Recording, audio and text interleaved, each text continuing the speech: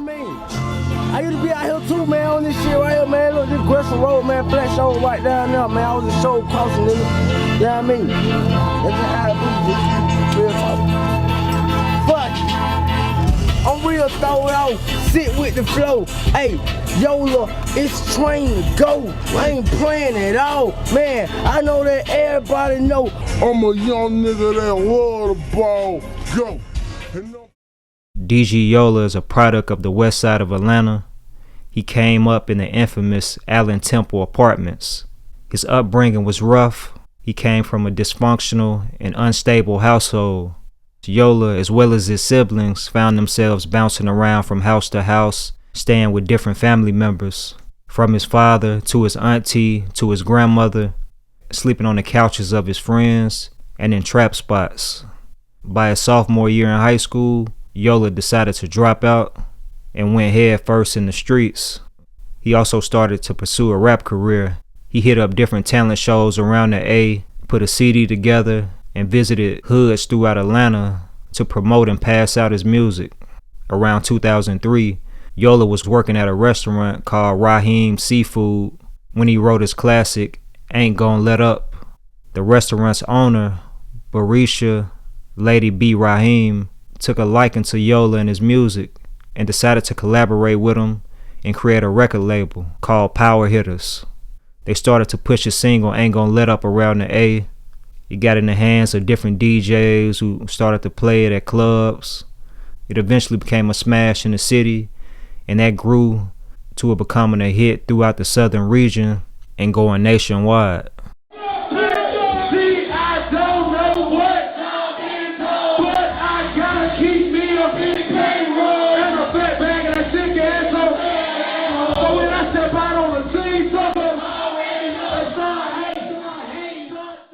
The song reached the ears of Mike Caren, who was the executive vice president of A&R at Atlantic Records at the time.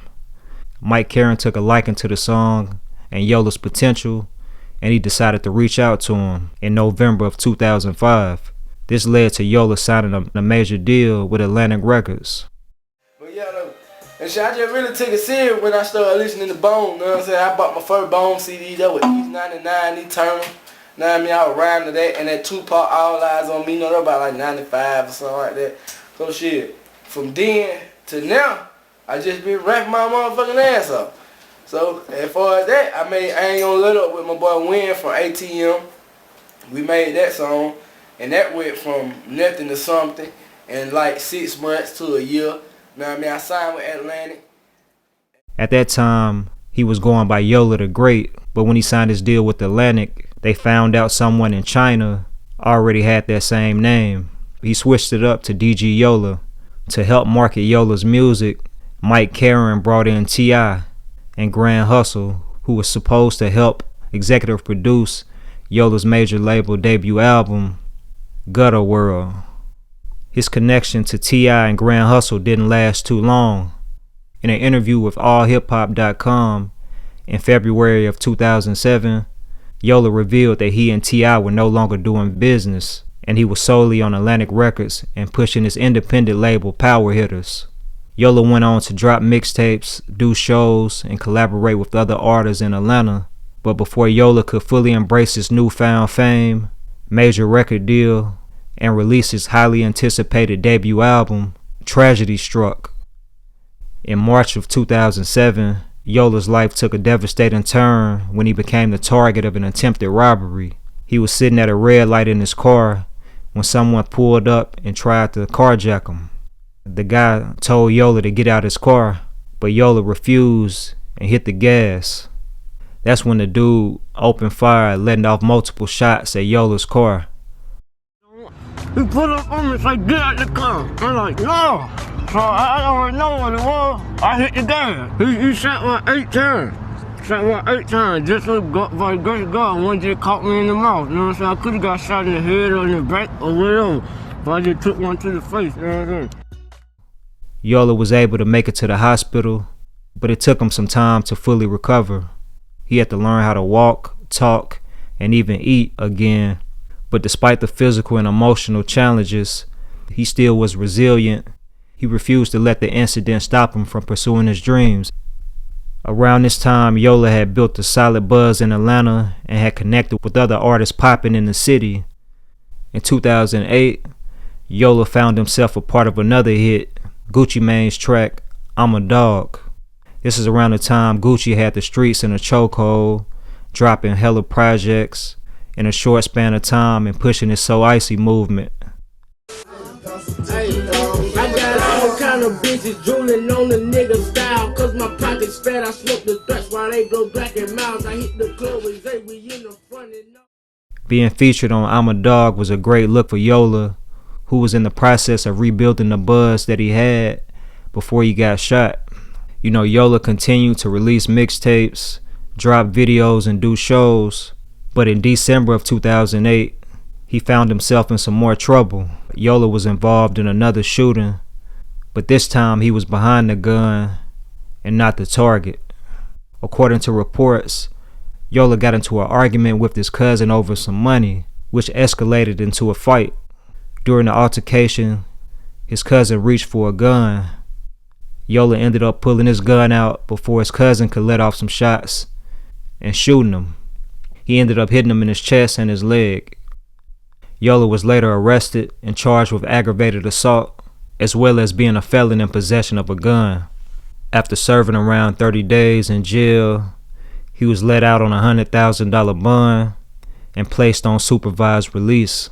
He revealed in an interview that his cousin ended up cooperating with law enforcement and testified, which led to Yola ultimately getting 12 years in prison.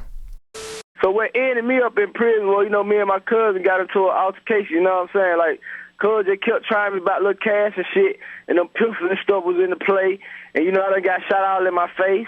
So when he grabbed his gun, I upped mine and I shot him 2 times. We got a little fighting or whatever, and shit, I shot him. He really went to the police on me, though, you know what I'm saying? He told on me, and he testified on me, and he wanted me to do 20 years. They couldn't give me 20 years. He wanted 10. They couldn't give me 10, so they gave me a 12 served 5. After serving around 3.5 years of his bid, Yola was released in 2012 and placed in a halfway house.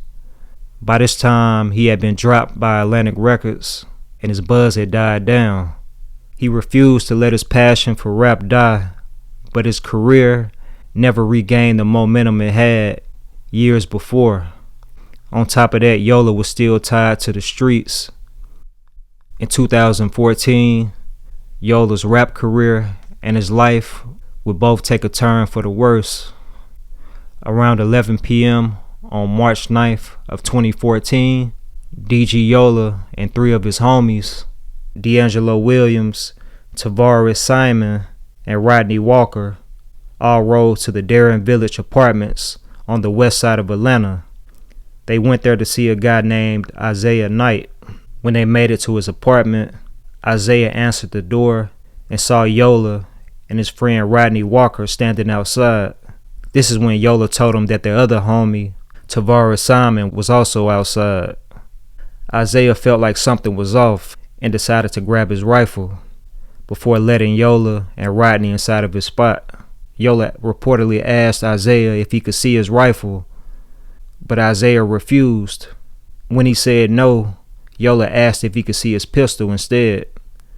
Isaiah reached down to grab the gun, which is when Yola upped his strap, pointed it at him, and said, "You know what time it is." Although he was caught off guard, Isaiah raised his rifle and tried to let off some shots, but the gun jammed. This is when Yola shot him twice. After being shot, Isaiah ran to a room in the back of his apartment. This is when Yola ran out of his spot and Rodney followed him. More shots were let off. According to reports, Yola ended up shooting his homie Rodney multiple times before running down the steps and leaving the scene. Rodney was able to run down as well and attempted to leave the building, but collapsed. Atlanta police were called to the apartment complex by a neighbor of Isaiah Knight's. When they made it to his apartment, Isaiah told him that he had been shot and robbed. He was transported to Grady Memorial Hospital in stable condition and was able to survive from his injuries. While on the crime scene, police were told that there was a guy lying on the ground, unresponsive, behind the apartment complex's D building. When they found him, he was suffering from multiple gunshot wounds and pronounced dead on the scene. He was identified as Yola's homie, Rodney Walker. Isaiah Knight ended up identifying Yola, Rodney, and Tavares Simon in a photo lineup that police showed him, and he told them that Yola was the person who shot him.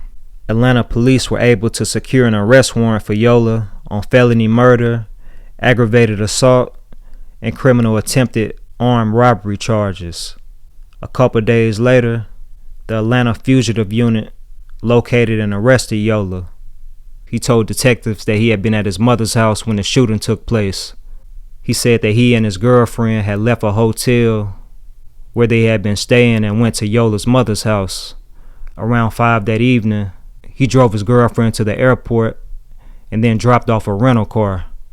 He said that Rodney, Tavares, and D'Angelo followed him to the airport and picked him up after he dropped off the rental. The group then went to Yola's mother's house around 7 p.m. to pick up some music recording equipment.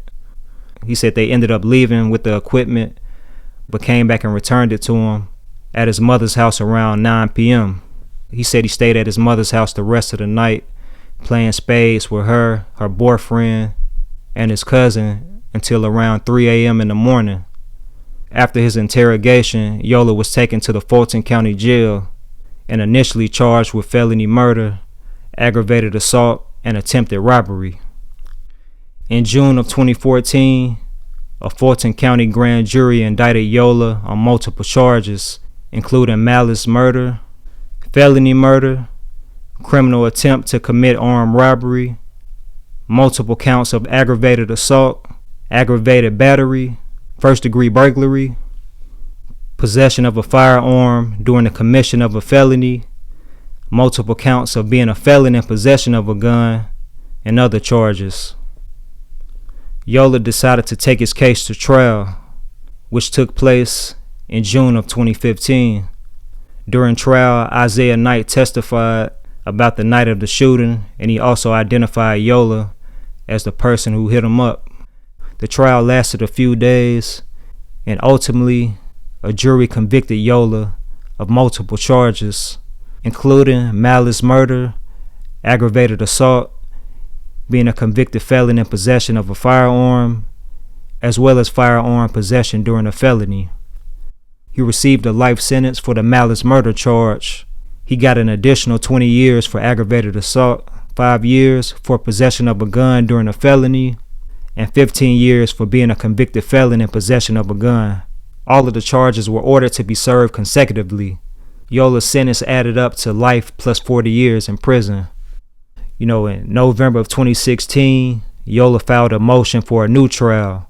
The motion ended up getting denied, but the court acknowledged that there were some errors made during his sentencing. In September of 2021, the court reduced Yola's prison sentence by 5 years.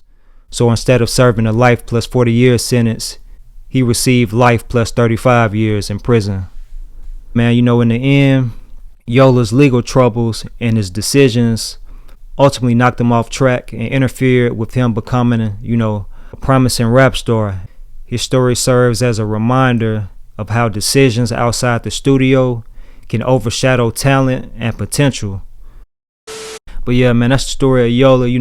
He's locked up right now, serving life plus 35 years. But though his career was cut short in the music game, his song Ain't Gonna Let Up still is played to this day. It's still a Southern hip-hop anthem, a Southern hip-hop classic. And, his legacy is still cemented in Atlanta's hip-hop culture and music scene, man. And it's a lot of people who still root for him, man, rock with him, man, hope the best for him. It's an unfortunate situation. Just wanted to put a story together on DG Yola, man. Shout out to everybody tuning in and rocking with AHumbleSoul. If you're not already subscribed to the channel, hit the button ASAP. And if you enjoyed the video, be sure to hit the like button and all of that. Spread the word, it's greatly appreciated. Until next time, I'ma holler at y'all, man. 100.